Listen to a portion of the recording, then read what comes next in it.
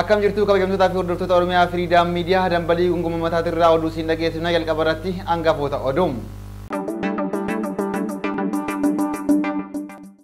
Aanaa Gaasaraa magaalaa Dambal daandiin magaalota biroon wal qunnamsiisuu suphamuu dhabuun miidhaa guddaa nurraan gahaa jira jiraattonni.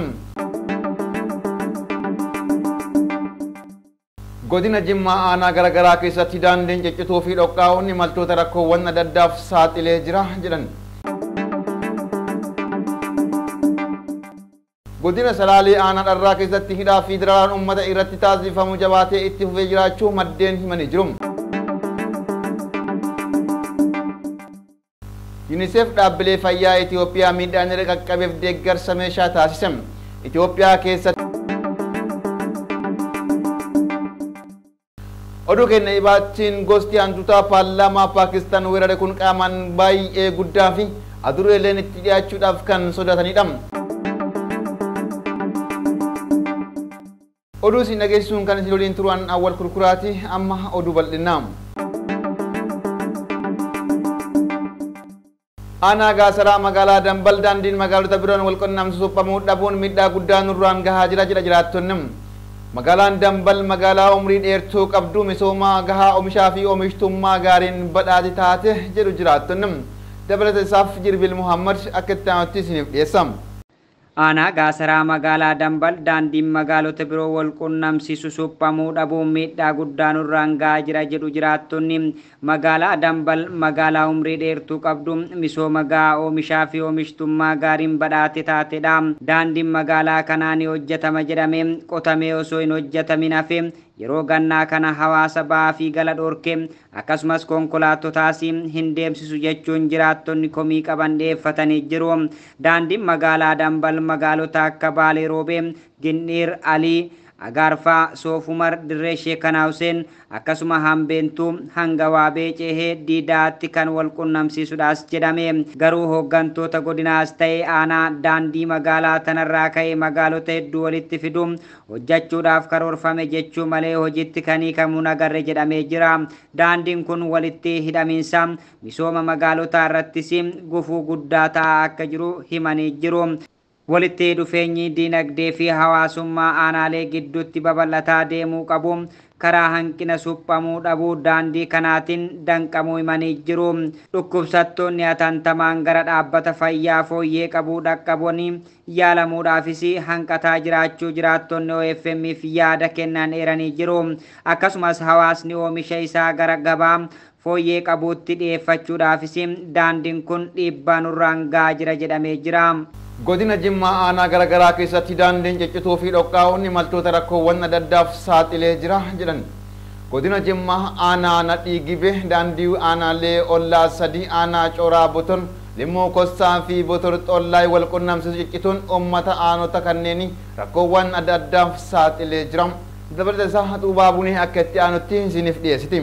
Godina Jimmaa aanota garagaraa keessatti daandiin ciccituu fi dhoqqaa'uun imaltoota rakkoowwan adda addaaf saaxilaa jira jedhame. Godina Jimmaa aanaa Nadhii Gibeetti daandiin aanaalee ollaa sadii aanaa Coraa Botor Limmuu Kossaa fi Botor Xollaay wal qunnamsiisu ciccituun uummata aanota kanneenii rakkoowwan adda addaaf saaxilee jira. Akkasumas daandiin aanaa Saxxammaa gandoota adda addaan wal qunnamsiisu ciccituun uummata rakkisaa jira. Aanaa Nadhii Gibeetti daandii guddaan aanaa Coraa Botor Limmuu Kossaa fi Botor Xollaay wal qunnamsiisu ciccituun rakkoo guddaa uumee jira jedhame. Sababa daandiin kun caccabeef hawaasni rakkoowwan akka hawaasummaa fi diinagdeef saaxilameera kan jedhan uummanni irra deddeebiin iyyatu illee mootummaan waadaa galuun alatti waan hojjetameen jiru jedhan. Deessuu fi dhukkubsattoota gara mana yaalaa fooyya'aa ta'e geessuun ulfaataa ta'uu kan himan uummanni gabaa ba'ee waan magaalaa irraa bitachuu malu bitachuuf akka rakkatu himaniiru. Yeroo roobni hin jirrettuu daandii kanarra deemuun ulfaataa ta'uu himan. Daldaltoonni meeshaalee daldalaa bakka tokko irraa bakka biraatti geejjibsiisuu waan hin dandeenyeef meeshaaleen adda addaa gabaa irratti gatiin isaanii humnaa ol dabaluun qaala'u jedhan. Akkasumas hawaasni oomisha isaa gabaatti dhiyeeffachuu fi kan magaalaa irraa bitachuu qabu immoo bitachuuf rakkoo keessa jira jedhaniiru. Haaluma wal fakkaatuun daandiin Jimmaa irraa aanaa Saxxammaa fi Sigimoo geessuun gandoota adda addaa wal qunnamsiisu caccabuun uummata rakkoof saaxilee jira jedhame. Aanaa Saxxammaa naannoo addaa Gallii Ga'oo fi Tabba Fuutee gidduutti ciccituun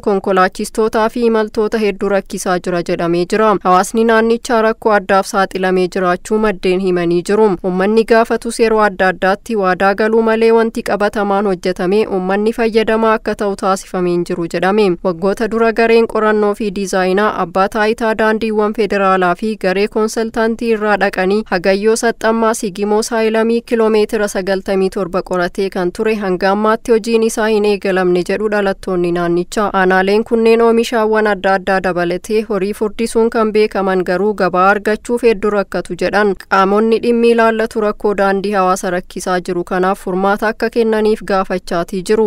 Godina Salaalee aanaa dharraa keessatti hidhaa fi dararaan uummata irratti taasifamu jabaatee itti fufee jiraachuu maddeen himanii jiru. Gochaan uummata dararu kun kan raawwachiisaa jiran caasaa bulchiinsa aanaa keessa kanneen humnoota finxaaleeyyii faannoo Amaaraa deeggaranidha jedhu jiraattonni. Dabalata isaa akka itti aanutti isiniif dhiyeessa. Godina Salaalee aanaa dharraa keessatti hidhaa fi dararaan uummata irratti taasifamu jabaatee itti fufee jiraachuu maddeenitti himaniiti jiru. Gochaan uummata dararu kun kan raawwachiisaa jiran caasaa bulchiinsa aanaa keessaa kanneen humnoota finxaaleeyyii faannoo Amaaraa deeggaranidha jedhu jiraattonni. Qonnaan bultoota Oromoo qabata waraana bilisummaa Oromoo deeggarti jechuun uummata jumlaan hidhatti guuraa jiraachuu himaniiti jiru. Torbaanuma kana keessa qonnaan bultoota hedduun gandoottan garaagaraa keessaa qabsiisuun hidhatti guuraa jiraachuu jiraattonni himaniiti jiru. Gandoottan finxaaleeyyii faannoo Amaaraa ittiin dhuunfatamanii jiran immoo qindeessuun akka uummata irratti weerara banan taasisaa jiru jedhamiiti jira. Gareen caasaa mootummaa keessa jiru humnoota finxaaleeyyii kana deeggaruun aanaan dharraa bulchiinsa naannoo Amaaraa jala galuu qabdi jechuun beekamtii kennanii fi Darraa Asmallaash Komitee jedhu hundeessanii jedhu jiraattonni. Aanichatti haleellaa fi dhiittaan dhalattoota Oromoo irratti taasifamaa jiru salphaa akka hin taanes himaniiti jiru. Gareen caasaa mootummaa humnoota finxaaleeyyii kana sochoosaa jiru bulchaa aanichaa obbo Tafarraa Damisee irratti illee dhiibbaa jabaa uumaa jira jedhamiiti jira. Uummanni aanaa kanaa rakkoo nageenya ulfaataa yaaddessaa keessa jira jedha jiraattonni. UNICEF dhaabbilee fayyaa Itoophiyaa miidhaan irra qaqqabeef deeggarsa meeshaa taasise. Itoophiyaa keessatti dhaabbileen fayyaa balaawwan uumamaa fi namtolcheen miidhaan irra qaqqabeef kan oolu deeggarsa meeshaalee wal'aansaa fi qorichaalee doolaara miliyoona 3.4 tilmaamamu taasise. Dabalata isaa Xuubaa Bunee akka itti aanutti isiniif dhiyeessiti. UNICEF dhaabbilee fayyaa Itoophiyaa miidhaan irra qaqqabeef deeggarsa meeshaalee taasise. Itoophiyaa keessatti dhaabbilee fayyaa balaawwan uumamaa fi namtolcheen miidhaan irra qaqqabeef kan oolu deeggarsi meeshaalee wal'aansaa fi qorichaalee doolaara miliyoona 3.4 olitti tilmaamamu taasifame. Deeggarsicha kan taasise mootummoota gamtoomaniitti dhaabbata deeggarsa daa'immanii UNICEF yoo ta'u, deeggarsichi naannolee Oromiyaa, Affaar, Amaaraa, Tigraay fi Kibba Itoophiyaatti dhaabbilee fayyaa miidhaan irra qaqqabeetti hojiirra kan oolu ta'uun ibsameera. Ministeera Fayyaa Dr. Darajjee Dhugumaa sagantaa walharkaa fuudhiinsa deeggarsichaa irratti haasawa taasisaniin deeggarsi taasifame qaama sagantaa Care for Health Ministeerri Fayyaa Itoophiyaa fi UNICEF hojiirra oolchaa jiranii ta'uu himaniiru. Oduu keenya ibaatiin gosti hantuutaa paarlaamaa Paakistaan weerare kun qaamaan baay'ee guddaa fi adureeleen itti dhiyaachuudhaaf kan sodaatanidha. Homaan hantuutaa kanneenii galma paarlaamaa weeraruun hokkora uumuun miseensota paarlaamaa akkaan burjaajessan to'achuuf illee kan hin danda'amne ture. Guutuu isaa Jirbil Muhammad akka itti aanutti isiniif dhiyeessa. Gosoonni hantuutaa paarlaamaa Paakistaan weeraran kun qaamaan baay'ee gurguddaa fi adurroonni illee itti dhiyaachuudhaaf kan sodaatanidha.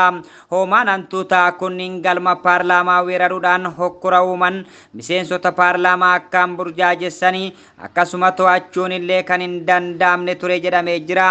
Yeroo hoomaan hantuutaa gamoo paarlaamaa weerare miseensi paarlaamaa tokko sanadii kora waggoota dura gaggeeffamee ture akka dhiyaatuuf wayita gaafatetti sanadni kun hantuutaan nyaatamee bututaan isaa argamee jiraas jedhu. Gosoonni hantuutaa gamoo kana keessa jiran qaamni isaanii baay'ee gurguddaa ta'urraa kan ka'e adurroonni illee ni sodaatu jechuun dubbii himaan mana maree biyyaalessaa akkasumas Zaaraaf Sultaan BBC'tti himanii jiru. Hoomaan hantuutaa adurroonni sodaatan kunniin dhabamsiisuudhaafis manni marichaa baajata doolaara 4,300 ramaduun caalbaasii baasee jira. Hoomaan hantuutaa kunniin galma walgahii paarlaamaa fi iddoowwan nyaataa itti nyaatamutti hedduminaan weeraree jiraas jedhu.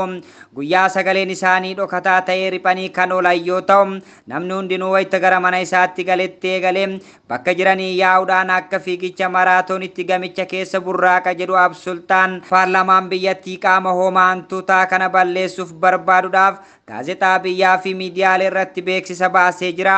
Haa ta'u malee hanga ammaa hantuutota qaamaan gurguddaa ta'an kanneen balleessuu irratti hojjechuudhaaf fedhii kan agarsiisan dhaabbileen 2 qofaadha jedhamee jira. Kabajamtootaa fi hordoftoota Oromiyaa Firiidaam Miidiyaa Dambalii Gunguma Mataatirraa oduu hadhaaf qabanne kanneen hanga ammaa turani. Oduu isin dhageessuun kan isin waliin ture an awwal kurkuraatii gama ogummaa teeknikaatiin Umar Jamaaltiin afaanaa ture. Qophiilee OFM hafan wajjin turtii gaarii.